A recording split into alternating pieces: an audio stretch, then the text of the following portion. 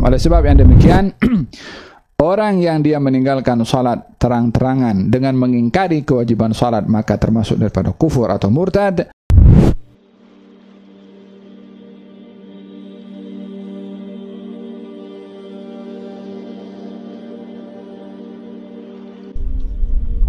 Satu, dua, tiga, empat, lima hadis, yakfi.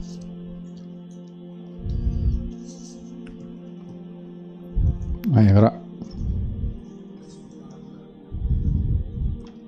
Bismillahirrahmanirrahim. Kitab Tansilam At-Tawfiq karangan Imam Abdullah bin Husain bin Tahir. Qala Imam Abdullah bin Husain bin Tahir wa nafa'na bi ulumi fid darain. Amin Allahumma amin. Pasal perkara yang menjadi kewajipan orang yang ada kuasa. Pasal perkara yang menjadi kewajipan orang yang ada kuasa. Wajib ke atas pemerintah menghukum bunuh orang yang meninggalkan solat kerana malas sekiranya dia tidak mahu bertaubat dan orang tersebut dihukumi masih beragama Islam. Wajib ke atas setiap Muslim, yakni yang menjadi ketua keluarga, memerintahkan dan memaksa ahli keluarganya mengerjakan solat dan mengajar mereka segala rukun, syarat dan perkara yang membatalkan solat.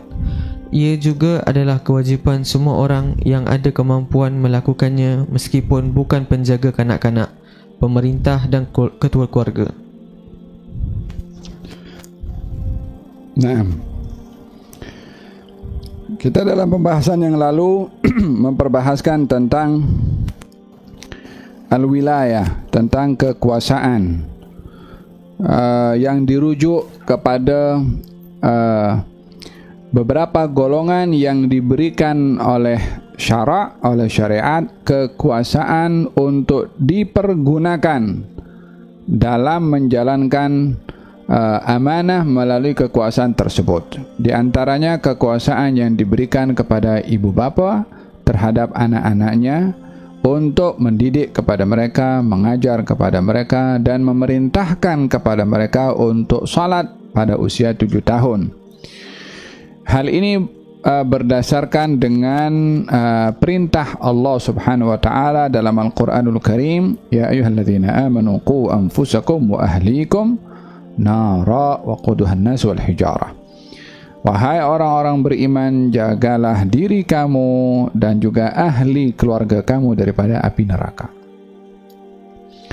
Penjagaan atau perintah ini daripada Allah kepada auliaul umur, yakni kepada waliul amr. Di sini waliul amr dalam institusi keluarga adalah orang tua. Bermula daripada suami terhadap istri, ibu bapa terhadap anak. Mereka adalah waliul amri. Qu anfusakum, jaga diri kamu. Setelah itu wa ahlikum, dan ahli keluarga kamu. Dengan demikian waliul amri di tengah-tengah keluarga,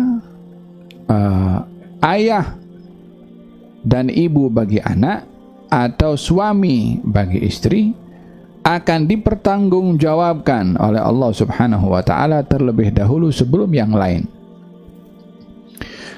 Pertanggungjawaban anak terhadap orang tua tidak mendahului pertanggungjawaban orang tua terhadap anak. Pertanggungjawaban istri terhadap suami tidak mendahului pertanggungjawaban suami terhadap istri. Suami dulu ditanya, orang tua dulu ditanya. Walihada kata-kata Sayyidina Umar mengatakan kepada orang tua yang tidak mendidik betul kepada anaknya, kata Sayyidina Umar, kamu telah derhaka kepada anak kamu sebelum anak kamu derhaka kepada kamu. Anaknya itu pukul kepada orang tuanya. Orang tuanya report kepada Sayyidina Umar. Ternyata orang tuanya tak jalankan tugas, tak pernah mengajar, tak pernah mendidik. Kata Sayyidina Umar, engkau telah derhaka kepada anakmu sebelum anakmu derhaka kepada engkau. Hadza berkenaan dengan kewajiban waliul amri, yakni orang yang punya kuasa di rumahnya untuk bertanggung jawab kepada ahli keluarganya. Ya. Dalam Al-Qur'anul Karim Allah Subhanahu wa taala berfirman, ya ayuhan nabi, wahai seorang nabi, qul li azwajika wa banatika wa nisa'il mu'minina yudnina 'alaihinna min jalabibihinna. Hendaklah kamu berkata kepada istri-istri kamu, anak-anak perempuan kamu, dan kepada kaum wanita daripada kaum mukminin, agar supaya mereka memakai jilbab, yakni menutup aurat. Perintah.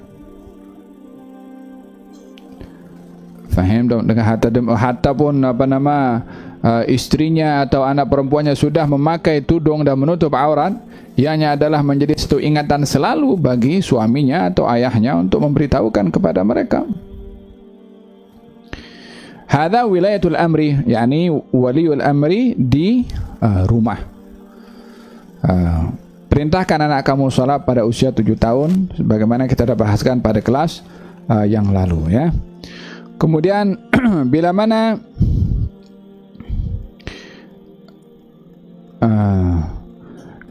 didapati orang yang meninggalkan salat dengan sengaja dan menjadi kempen kepada orang untuk meninggalkan salat, maka ianya adalah menghampiri kepada sifat kekufuran. Man taraka as-salata muta'ammidan faqad kafara jihara. Siapa orang yang meninggalkan salat dengan sengaja, maka dia telah kufur dengan kufur yang jihar, yang terang. Ianya adalah merujuk kepada orang yang meninggalkan salat dengan mengingkari kewajiban salat, akan menjadi kufur. Atau orang yang dia kempen untuk tinggalkan salat, dia bukan tinggalkan salat seorang, dia ajak orang lain untuk join sekali, jom tinggalkan salat. Kempen. Apa kempennya? Kempen tinggalkan salat. Inna lillahi wa inna ilaihi raji'un. Fil hadis menyatakan la tuntahakanna ural islami urwatan awwaluhunna al-hukmu wa akhiruhunna as-salah. Akan terurai, yakni terlepas tali Islam ini. Tali ini simbol kepada kekuatan, karena tali itu untuk mengikat. Kalau sesuatu diikat maka jadi kuat. Kata Nabi, tali pengikat untuk menguatkan ini akan terbuka satu demi satu, sehingga tak ada apa yang terikat dah, karena semuanya terlepas. Yang pertama terlepas daripada ikatan ini ke sistem pemerintahan.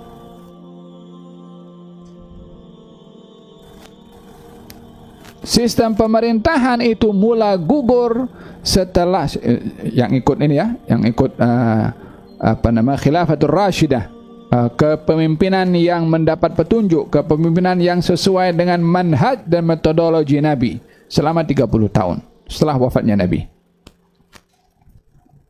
Al-khilafatu ba'di 30 sanah fil hadis Nabi Muhammad sallallahu alaihi wasallam. Kepemimpinan setelah aku 30 tahun, kata baginda Rasulullah sallallahu alaihi wasallam. Ianya merujuk kepada kepemimpinan Sayyidina Abu Bakar Siddiq, Sayyidina Umar bin Khattab, Sayyidina Uthman bin Affan, dan juga kepemimpinan Sayyidina Ali bin Abi Thalib. Kalau dikumpulkan, dicantumkan secara keseluruhan, maka semuanya 30 tahun kurang 6 bulan. Nabi meninggal Rabiul Awal. Sayyidina Abu Bakar Siddiq menjadi khalifah bulan Rabiul Awal. Khalifah terakhir meninggal Sayyidina Ali bin Abi Thalib. Meninggalnya dibunuh oleh Abdurrahman bin Muljim pada bulan Ramadan.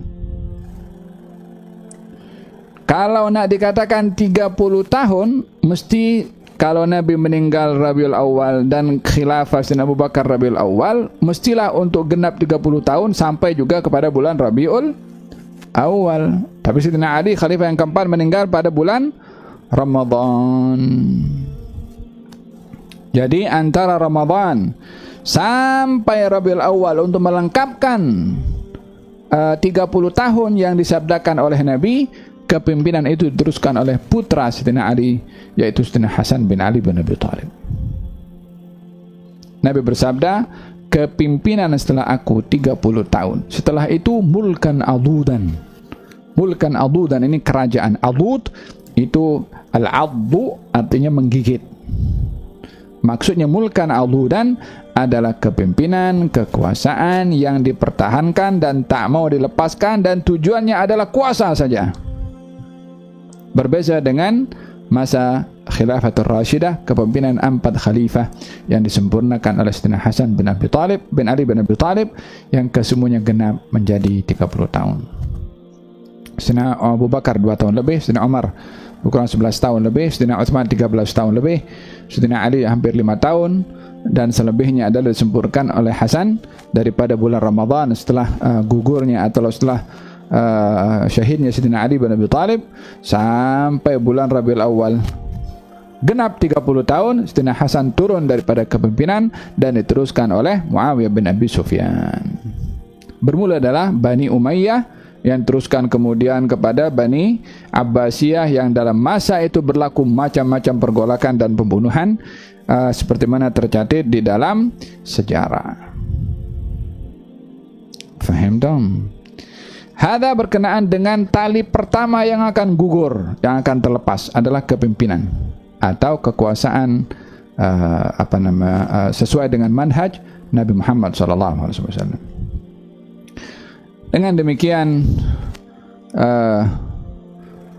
yang terakhir wa akhiruhunna as-shalah, kata baginda Rasulullah, yang terakhir akan gugur adalah salat.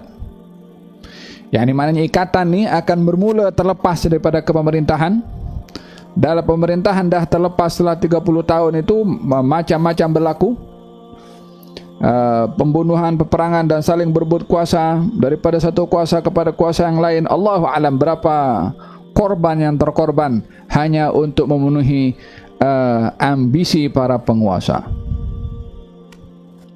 Sampai zamannya sampai yang terakhir akan terlepas ikatan ini, kata Nabi, salat. Faham dong?